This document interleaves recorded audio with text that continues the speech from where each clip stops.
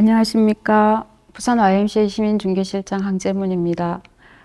금융 전문가이신 김남식 부산 YMCA 시민중개실 전문위원님을 모시고 자본주의 사회에서 부채란 무엇인가 라는 주제로 첫 번째 영상 강의를 시작하도록 하겠습니다. 소장님께서 금융회사에 근무하셨던 분으로서 부채라고 하는 거를 정의를 내린다면 어떻게 정의를 내리시겠어요? 일단 부채는 뭐 개인 간의 금전적인 거래도 있지만은 일반적으로 이제 금융회사에서 돈을 빌리는 겁니다. 부족한 만큼 빌리는 건데 단순히 빌리는 걸로 끝나는 게 아니라 그 안에 담겨 있는 내용을 보면 현재 내가 빌려서 내일, 다음 달, 또 내년, 미래에 자기가 갚는 거죠. 미래에 나로부터 돈을 빌려서 지금 쓰는 거죠. 지금은 돈을 내가 쓰는 거지만은 이 쓰는 걸로 빌리는 거 끝나는 게 아니고 미래에 내가 그 돈을 어떻게든지 돈을 갚아가야 된다.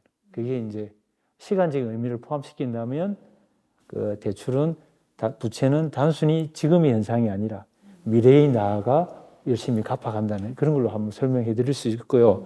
자, 그러면 저축이라는 거는 결과적으로는 일정 시간이 지난 이후에 미래의 내가 현재의 돈을 저축이나 투자를 통해서 불려서 사용하는 개념이기 때문에 부채가 있다면 부채로 끝내지 말고 반대로 저축까지 개념을 해서 지금이 아니라 미래의 나의 모습을 가서 반영해서 금융거래를 한다 생각하시면 조금 더 부채에 대해서 경각심을 가질 수 있지 않겠나 생각도 듭니다. 두 가지 생각이 드는데요.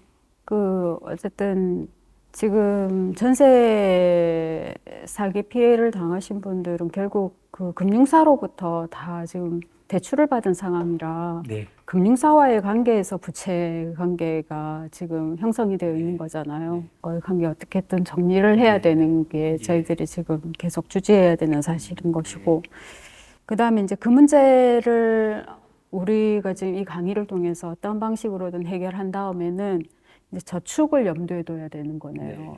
이 새로운 저축과 투자를 통해서 새로운 삶을 살아갈 방법을 찾아야 되는 게 우리 청년들이 피해자들이 해야 될 일인 것 같다는 생각이 들고, 부채에 대한 부분이 저는 소장님 얘기 들으면서 깜짝 놀랐던 게 우리 그 카드 3개월 할부가 저는 빚이 아니라고 생각을 했어요. 그런데 소장님이 그 빚이라고 얘기하셔서 또 한편으로는 저희들은 신용대출을 많이 받는 것도 받을 수 있는 만큼도 자기 능력이라는 그런 얘기들도 한간에는 있거든요. 근데 소장님은 거기에 동의를 하지 않으실 것 같은 생각이 드는데 어떠세요? 이 레버리지에 대해서. 쉽지 않습니다. 한 2, 3년 전 대출 금리가 그죠? 은행에서 돈을 빌릴 수 있는 금리가 1%에서 2% 정도. 다 보니까 그때는 기본적으로 대출은 필수다. 라는 이런 뭡니까 사회적 분위기가 있었는데 지금은 또 이제 금리가 이렇게 좀 올라갔지 않습니까? 그죠? 그러다 보니까 실제로 그 대출이 부담이 될 수도 있습니다. 문제가 될 수도 있고요. 그러면 그 상황에서 내가 과연 몇 %의 대출인지 한번 따져보셔야 되는데 그 몇 %라는 게 무엇을 기준해서 몇 %죠? 그러니까 금리죠. 금리. 그러다 보니까 조금 더 주위에서 친구들이라든지 소개를 받아서 편한 마음에 그러니까 그분들이 보면 몇 % 금리 이것보다는요. 그러니까 시간이 얼마 안 걸린다더라. 필요한 서류가 간단하다 하더라. 그렇죠. 네. 뭐 그래서 이렇게 모바일로도 이렇게 좀 대출도 가능하지만은 그러다 보니까 가시는데 그게 사실은 보통 대출을 받으신 분들이 이번 한 건이면 끝날 거야 라는 그런 자신감 내지는 뭡니까 큰 문제가 없을 거야 막연한 생각 때문에 뭐 100만 원, 200만 원 내지는 300만 원 대출을 하는데 사실 우리 대출 상품을 개발하는 대부업체라든지 저축은행 이런 데도 보면 자기들이 했던 공식이 있습니다. 첫 고객이 오면 보통 한 300만 원이 가장 심리적으로 부담이 없대요. 그래서 지금 보면 우리 케이블 TV라든지 이런 데 보면 한참 지금 이제 정부에서도 대출 광고를 굉장히 자제하게끔 합니다. 근데 한때 정말 TV만 틀면 우리 아이들이 그지 뭐 TV 보면서 대출 어떤 대출 회사 있지 않습니까? 그 로고송을 귀로 듣고 입으로 흥얼거릴 때면 저도 깜짝 놀란 경우가 있었는데 예, 그랬는데 거기에서 보면 300만 원 대출이 첫 출발입니다. 근데 이 300만 원 대출 받으신 분들이 상환이 안 되니까 또 두 번째 대출 300만 원. 근데 또 세 번째 대출 300만 원. 이래 버리면 이제 1,000만 원이 되는 겁니다. 이 1,000만 원인데 문제는 이 1,000만 원이 원금도 갚아야 되지만은 이자가 보통 지금은 이제 우리가 이자 제한법 최고 이자가 한 20%인데 한참 제가 금융복지센터에서 상담할 때는 30% 고객들도 오는 거예요. 그러면 1,000만 원이 대출이 있다면 1년에 이자만 300만 원이 돼요. 그만 무슨 세 개를 대출이 300만 원, 300만 원, 300만 원에서 약 1,000만 원이 했다면 1년이 지나면 이자만 300을 부담해야 되는 거죠. 이게 눈덩이처럼 부러지는 거죠. 근데 그런 대출을 받는 게 사실은 은행에 대출을 받으려면 절차가 너무 복잡하고 까다로워요. 뭐 필요한 서류도 많고. 그러니까 사람들은 카드론이라든지 이런 것들을 많이 이용하거든요. 그다음에 키어 그 온라인 대출을 많이 사용하는 이유도 사실은 인터넷으로 이렇게 바로 대출 신청하면 바로 대출이 나온단 말이죠. 그러니까 인터넷으로 또 청년들은 이게 대면 사회보다는 비대면 사회에 익숙하기 때문에 인터넷으로 접촉해서 몇 가지 이게 클릭해서 이렇게 받는 대출을 수월하게 생각한다고요. 네. 저도 마찬가지인데, 근데 그거를 서류를 이렇게 챙겨가지고 그 시중에 은행 가서 이렇게 하려고 그러면 귀찮기도 하고 또 대면으로 한다는 것 자체에 불편함도 있고 이렇다고. 그러니까 이게 그 돈과 바꾸는 거죠. 그러니까 내가 조금 이자를 조금 더 내고 비대면으로 편하게 내가 대출을 받을 거냐, 그렇지 않고 이자를 조금 덜 내고 내가 대면으로 가서 내가 조금 불편함을 내가 선택할 거냐, 이 차이인데 그것도 사실은 좀 성향 차이가 있는 것 같기는 해요. 제가 예를 들면 우리 청년들한테는 50대 초반에 뭐 꼰대라는 말을 들 수 있겠지만은 부채 자체가 아까 말씀드린 대로 지금 쓰는 건 나지만은 미래의 내가 어떻게든 상환해야 되기 때문에 미래의 내를 생각한다면 조금 더 엄격해져야 되고요. 불편해질 필요가 있습니다. 쉽기 때문에 뭐 대출을 발생하는 것보다는 이 대출을 내가 발생했을 경우에 앞으로 내가 어떻게 갚을 건가 이런 부분도 고민해야 되고요. 또 대출을 계약하기 전에 정말 내가 이 대출이 필요한 건지 혹여 내가 지금 뭡니까 이 수입에서 조금 더 다이어트 해가지고 줄여서 지출을 좀 줄여서 그래서 부채를 가능하면 최소화시킨다든지 발생하더라도 금리를 낮출 수 있는 방법 내지는 가장 최소화해서 대출을 이런 걸 한번 좀 고민해 보셔야 됩니다.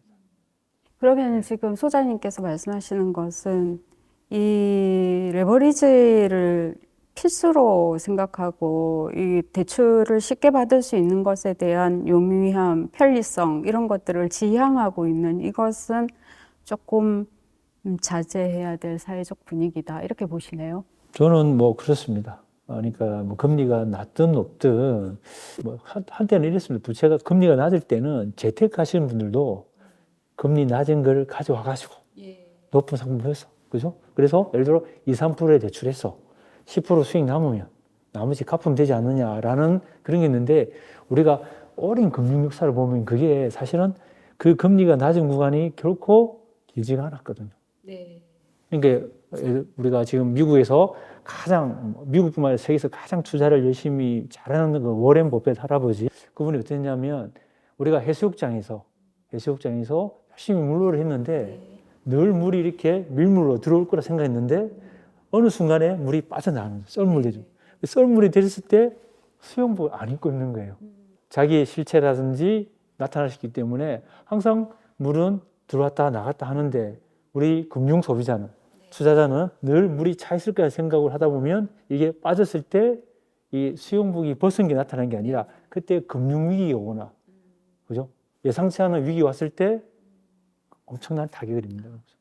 사회적 분위기를 조장해서 대출 뭐 규제를 완화하거나 이렇게 해서 대출을 받게끔 만드는 것은 국가 금융회사이지만 아까 물이 빠져나가듯이 네. 결국 어떠한 상황에서라도 그 대출금을 갚아야 되는 사람은 나니까 네. 내가 져야 될 책임으로 이제 기결된다. 이 얘기로 받아들이면 되겠네요.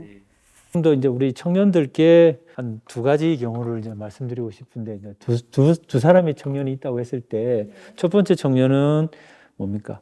그 현재의 이제 소득을 가지고 지출을 가계부를 쓰시든 아니면 이렇게 출납장을 쓰시든 아니면 이제 뭐 카드나 체크카드 한 달에 사용 내역을 쭉 이렇게 목록을 보시지 않습니까? 근데 한 달에 현재의 지출 내역을 딱 보니까 현재의 지출이 현재의 소득을 초과하시는 분이세요.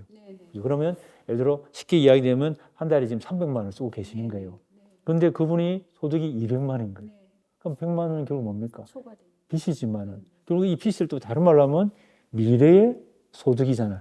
그러니까 지금 미래의 소득을 땡겨와서 쓰는 게 부채라는 거죠.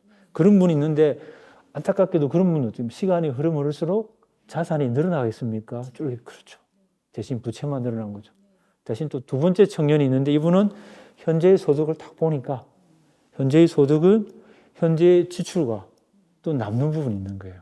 예를 들어 300만 원이 현재 소득인데 어떻게든지 꼼꼼히 쓰셔서 꼼꼼히 200만 원만 쓰신다. 그럼 이 100만 원은 어떻습니까? 미래의 지출이 되는 거죠. 저축이 되는 거죠. 조금 약간의 그 부담이 되는 비율일 수도 있는데 그러면 첫 번째 분하고 두 번째 분이 있다. 그럼 당연히 우리 선택지는 두 번째 분을 가야 되죠. 근데 물론 우리 뭐 실장님도 YMCA에서 우리 청년들의 고민을 들어보면 우리 청년들이 부득이하게 대출을 발생한 거죠. 그죠? 어쩔 수 없는 대출이고 또 필요에 의해서 뭡니까? 임차인이 돼가지고 그죠? 주택 부동산을 했는데 이 전세 사기 피해가 나다 보니까 뭐 우리 오늘 첫 이야기의 첫 출발점은 전세 사기 피해 청년들을 좀 보호하고 그런 차원인데 그다음에 조금 더 확대를 해가지고 이 부채에 대해서 우리 청년들이 어떤 고민을 할 건지 그래서 부채에 대한 경각심을 가지는데 그럼에도 불구하고 부채가 과거에 이 부채 때문에 지금 고민하는 분들이 있다면 오늘 이제 뭐 이야기를 통해 가지고 부채 해결하는 방법까지 한번 선택할 수 있는 우리 여러 가지 이야기들을 가져가실 수 있도록 제가 한번 계속 이야기를 풀어가도록 해보겠습니다. 예. 채무자의 입장이라는 게 중요한 것 같아요. 이 그 대출을 바라보는 대출을 대하는 채무자의 입장 이게 자기가 중심이 되어서 이 대출 관계를 이해해야 되는 것 같아요. 환경이 주어지기 때문에 내가 대출을 받는 게 아니라 내 입장에서의 이 대출을 바라보는 관점. 좋습니다. 예. 이게 굉장히 중요하다 이런 생각이 들었었어요. 이런 점은 사실 대출도 금융거래지 않습니까? 그죠? 그리고 금융거래에 있어서 그 금융회사가 금융상품을 판매를 합니다. 그러면 그 맞은편에 앉아 계신 분들은 소비자이기 때문에 그래서 금융상품을 판매할 때 정확하게 판매했느냐 근데 완전 판매냐 불완전 판매냐는 우리 금융회사에서는 하는데 조금만 틀어서 이야기하면 예를 들어 그 예금이나 상품을 가입하러 오신 분들이 있어요. 특히 지금 사회적 문제가 된 게 막 70, 80 넘으신 우리 어르신들이 그죠? 굉장히 노후자금이기 때문에 안정적으로 해야 되는데 금융회사에서 원금 보장이 안 되는 상품인데도 설명할 때 원금이 어떤 경우인지 보장이 됩니다 라고 들어가신 거예요. 근데 이분이 시간이 지나니까 원금이 손실내가지고 심한 경우에는 원금이 반의 반 그래서 20, 30%만 찾아가는 경우가 있어서 이제 소송을 해서 불완전 판매를 받아갔는데 반대로 채무자 입장에서도 그래서 채무자 입장에서도 이렇게 충분히 상품을 대출 상품에 대해서 설명을 듣고 가입했는지 아닌지도 해서 근데 그런 부분들이 다 녹아져서 이번에도 우리 뭐 정부에서도 안타깝게도 지금 그 국회 특별법을 갖다 이렇게 반려를 했지 않습니까? 그런데 그런 내용에 대해서도 그 전세 사기 대출에 대해서 우리 청년들뿐만 아니라 일반 우리 그 뭐 임차인 입장에서는 그 금융회사에서 이 물건에 대해서 충분히 설명이 돼 있는지 그죠? 이런 부분들이 빠져 있다면 보호를 받는 것도 있겠죠, 그죠? 네, 그렇죠. 근데 안타깝게도 우리가 사회적 정서상 채무자가 항상 뭡니까? 약자, 을의 위치에 있다 보니까 보호를 못 받는 것 같아요. 그런 부분에 대해서 조금은 좀 추가적으로 이야기를 더 할 수 있을 것 같아요. 예. 전세 전세 제도 자체에 대한 문제도 좀 있는 것 같다 이런 생각은 들고요. 뽑을 것이 핵심적인 내용이 있다면 만에 하나 우리가 대출이 발생했는데 금융회사 입장에서 우리가 이 대출을 언제든지 상환받을 수 있다라는 생각을 가지고 이 대출이 일어나면 어떤 현상이 있을까요? 아무나한테 그렇죠. 예. 그러니까 그 아무나는 이 돈을 갚을 수 없는 뭐 사기꾼한테도 대출이 발생하는 거죠. 네. 왜냐하면 누구한테도 빌려주더라도 돈을 돌려받을 수 있기 때문에. 그러면 또 문제가 선생님은 그 금융회사 내부적으로 흔히 말하는 내부 관리, 위험 관리도 안 된다는 그런 상황이 발생하겠죠, 그죠? 그러면 그런 부분도 있고요. 또 그렇기 때문에 금융회사는 대출이 발생할 때 대전제가 모든 대출은 알겠지만 일정 정도 이 대출이 상환이 안 될 수 있다는 전제 조건으로 사업을 합니다. 그래서 대손충당금을 쌓는 거죠. 그렇죠. 근데 이제 고객들한테는 안 갚으시면 마치 큰일이 있는 것처럼 이야기하는데 내부적으로는 충당금 다 쌓아놓죠. 떡대에 있는 사람들이 막 찾아올 것 같은 느낌 막 들잖아요. 좀 그렇진 않은데. 그리고 또 이제 우리가 사회적으로 보면 또 어떻습니까? 이 대출을 안 갚으면 내가 죄인이 된다는 오랫동안 도덕적인 그런 게 있는 상황인 것 같아요. 그런데 우리가 좀 따지고 보면 그러니까 제가 뭐 오늘 이 자리에서 대출이 발생하면 안 갚아도 됩니다. 이런 건 아닙니다. 그렇죠. 일단은 대출을 하기 전에 굉장히 신중해야 되고 또 대출이 발생하고 나서는 본인이 책임을 지고 해야 되는데 근데 우리가 살아가는 사회가 본인도 예상치 않는 문제가 있을 수 있지 않습니까? 그러면 또 연체가 발생할 수도 있고 또 연체가 누적되면 본인이 일자리에 대한 위협도 있기 때문에 그런 상황에서는 기존의 금융회사에서 채권자에서 요청한 대로 그대로 따를 필요가 없다는 거죠. 본인에 맞는 여러 가지 채무조정 제도가 있고요. 특히 우리가 대출이 발생했을 때, 부채가 있을 때 금융회사 입장에서는 그 대출이 발생한다 했을 때 우리가 망하지 않는 범위 내에서 대출을 발생하기 때문에 채무자 입장에서는 채무자를 걱정해야지. 채권자를 걱정은 그 다음에 해요. 근데 우리가 대출이 발생하면 채권자 걱정 먼저 하는 거죠. 내 걱정부터 해야 되는데. 네. 그래서 내한테 맞는 맞춤형 채무조정제도를 찾아서 열심히 갚아가면 되는 거고요. 또 이게 열심히 갚으려고 했는데 열심히 갚는 범위 내에 오버돼 있다면 뭐 면책이라든지 이런 파산 면책이라든지 이런 것도 충분히 고민할 수 있는데 근데 늘 우리 한쪽 마음에는 뭐냐면 또 뭔가 돈을 빌렸을 때는 돈을 갚아야 된다는 그런 도덕적인 게 크거든요. 예. 근데 가만히 보면 우리 도덕의 영역에 있어서 가장 뭡니까? 도덕을 중요시하는 종교적인 부분에서도 보면 저도 개인적으로 뭐 교회를 출석하고 있지만은 제가 읽는 성경에도 보면 그런 내용이 있더라고요. 그러니까 예를 들어 빚이 있는데 빚을 갚기 어려울 때는 뭐 그렇죠. 7년에 한 번씩 안식년의 제도를 통해서 내가 뭐 부채를 탕감받는다든지 내가 돈을 못 갚아서 노예가 됐다든지 종이 됐다면 그것도 이렇게 사면해 주는 거고요. 또 7년에 또 7년 해갖고 총 50년이 됐을 경우에는 내가 가지고 있던 재산, 땅 같은 것도 또 돌려받는. 그러니까 이미 종교나 도덕에서도 빚 탕감, 부채 탕감을 굉장히 광범위하게 하고 있는데, 그런데 우리는 채무자가 채권자도 걱정해야 되고 도덕도 걱정해야 되고 이러다 보니까 이래나 저래나 안 되다 보니까 안타깝게도 그러다가 극단적인 선택도 할 수 있죠. 그런 부분은 우리가 좀 피해 가야 될 것 같아요. 예. 오늘 말씀이 도움이 되셨으면 좋겠습니다. 이것으로서 청년사회 나침반 영상 아카데미 첫 번째 시간을 마치도록 하겠습니다. 감사합니다.